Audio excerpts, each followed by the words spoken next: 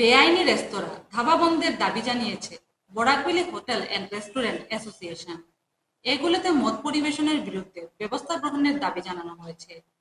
সংগঠনের প্রতিনিধিরা জানান, কোনো রকমের বৈধ কাগজপত্র ছাড়া এসব প্রতিষ্ঠান চলছে, ফলে দুর্ঘটনা, অপরাধ কার্যকলাপ ইত্যাদি বাড়ছে।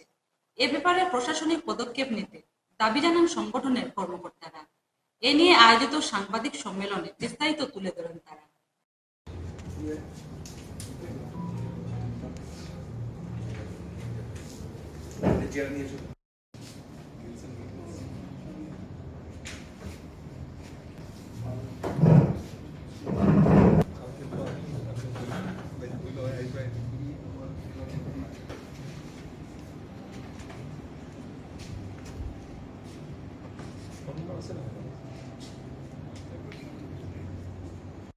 অ্যাড করতে চাই এখানে। তার মধ্যে রয়েছে যে আমাদের যে মহাসড়কের মধ্যে হয়তো আমি এখানে ব্যবসা করছি, আমি সাগরিকা রিসোর্টের ওনার, কিন্তু মহাসড়কে দেখা যাচ্ছে যে প্রতিনিয়ত একটার পর একটা অ্যাক্সিডেন্ট হয়ে যাচ্ছে এবং অ্যাক্সিডেন্টগুলি খুবই ডেঞ্জারাস অ্যাক্সিডেন্ট। অনেক লোক আমার চোখের সামনেও অ্যাক্সিডেন্ট হয়েছে এবং মারা গেছে। কিন্তু এগুলোর উপরেও আমি জানি যে মহাসড়কে প্রতিটা ধাবা বা হোটেল ওরা আনঅথরাইজভাবে মদ বিক্রি করছে এবং রুম সেল করছে, এবং রুমগুলি বিশেষ করে কাপল গেস্ট। তো কাপল গেস্ট হোক যাই হোক, কিন্তু এটা আমাদের দেখার ব্যাপার না, কিন্তু প্রশাসন এদিকে নজর দেওয়া খুবই জরুরি। 2 নম্বর কথা হচ্ছে যে এখানে ফুটপাতে প্রচণ্ড ধরনের স্ট্রিট ফুড এত ধরনের বেড়েছে, যার ধরুন ট্রাফিক প্রবলেম হচ্ছে, এবং স্ট্রিট ফুডগুলি যারা করছে ওরা ঠিক আছে, ওরাও খেয়ে বেঁচে থাকবে, কিন্তু সেটার বেনিফিটটা কিন্তু সরকার পাচ্ছে না। সেটার বেনিফিটটা নিচ্ছে অন্যরা, যাদের সামনের দোকান ওরা দিচ্ছে, বা যারা পার্কিং টেন্ডার দিয়ে নিয়েছে ওরা নিচ্ছে, কিন্তু সরকার এটার বেনিফিট কিছুই পাচ্ছে না। হোটেল অ্যান্ড রেস্টুরেন্ট আছে অতি সত্ত্বর বন্ধ করার জন্য। যদি প্রশাসন বন্ধ না করে, আমরা যখন কোটি টাকা, 1.5 কোটি 2 কোটি টাকা আমরা ইনভেস্ট করে আজকে আমরা লোন চালাতে, ইনস্টলমেন্ট দিতে পারছি না। আর ইলিগাল যারা ব্যবসা করছে ওরা তো 200-300 টাকায় রুম দিয়ে দিচ্ছে, লেকিন আমরা 16টা অ্যাক্টিভিটিস লাগে। একজন যদি কাস্টমার আসে, ওনার পুরো সেফটি আমাদের উপরে। প্রথম হলো fire, CC camera, each and everything আমরা ফলো আপ করতে লাগে। অ্যান্ড ক্রাইটেরিয়া মেনে আমরা আজকে প্রশাসন থেকে আমরা লাইসেন্স পেয়েছি। লেকিন দেখা যাচ্ছে যে আজকে দীর্ঘ মেহেরপুর অঞ্চলে প্লাস শিলচর অঞ্চলে আমরা দেখছি যে কোনো লাইসেন্স নাই, ওরা যেরমভাবে চালাচ্ছেন, কেউ ওদেরকে মদত দিচ্ছে।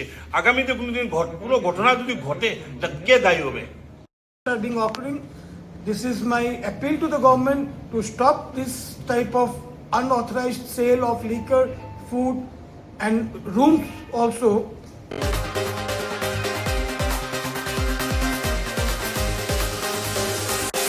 প্রণবানন্দ যোগ মহাবিদ্যালয়ের উদ্যোগে 2 দিন ব্যাপী রাজ্যভিত্তিক যোগাসন প্রতিযোগিতা শ্রীভূমিতে উদ্বোধন হবে আগামী 30 মে।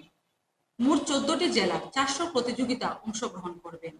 শীর্ষ 3 ব্যক্তি নীলাঞ্জন সরকার, নীন্দ্ররূপ রায়চৌধুরী এবং সুখময় নাথ প্রতিযোগিতা পরিচালনা করবেন। জেলা গ্রন্থাগার ও স্থানীয় বঙ্গভবনে অনুষ্ঠান হবে।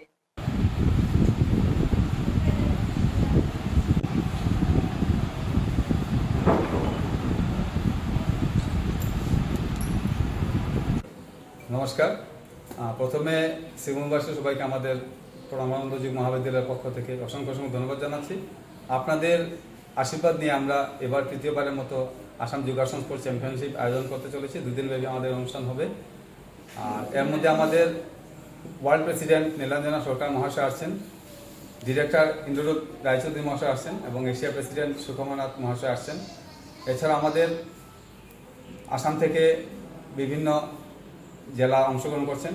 কোকরাঝাড় আছেন, গুয়াহাটি আছেন, তিনসুকিয়া আছেন, ডিব্রুগড় আছেন, এভাবে বিভিন্ন 13-14টা ডিস্ট্রিক্ট জয়েন করছেন। আমরা এবার নিয়ে 3 নম্বর আয়োজন করছি। আগে করেছিলাম 2007-এ স্টেট মিট, এরপর করছি 2018-তে করেছিলাম নর্থ ইস্ট, এবার করছি আবার স্টেট মিট। আর সবসময় সবার সহযোগিতা পেয়েছি, এবারও পাচ্ছি এবং আশা করি আগেও পাবো। এর জন্য সবাইকে ধন্যবাদ জানাচ্ছি। আর সবার কাছে আমরা সহযোগিতা চাইছি, আপনারা আমাদেরকে সহযোগিতা করুন, আমরা যেন আরও বড় বড় কাজ করতে পারি, আরও বড় ধরনের প্রতিযোগিতা আয়োজন করতে পারি। এর জন্য সবাইকে ধন্যবাদ জানাচ্ছি। আপনাদের মিডিয়া দাদাদেরকে অসংখ্য ধন্যবাদ জানাচ্ছি। আপনাদের মাধ্যমে আমাদের এই প্রচারটা আরও ছড়িয়ে যাক, এই জন্য সবাইকে ধন্যবাদ জানাচ্ছি।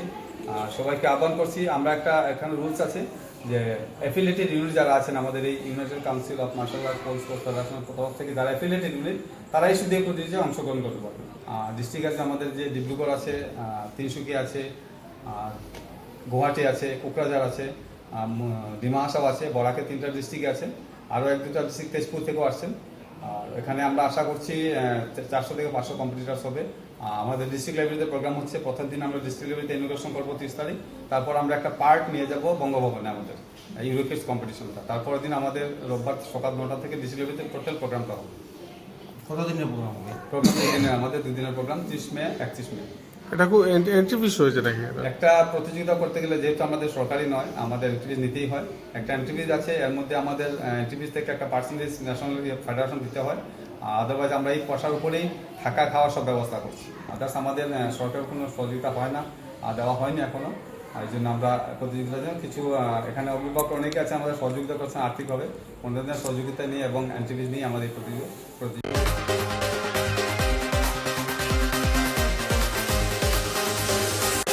এমকেসিএন রিপোর্টারে আজ এই পর্যন্ত। আবার দেখা হবে একই সময়ে একই চ্যানেলে। নমস্কার।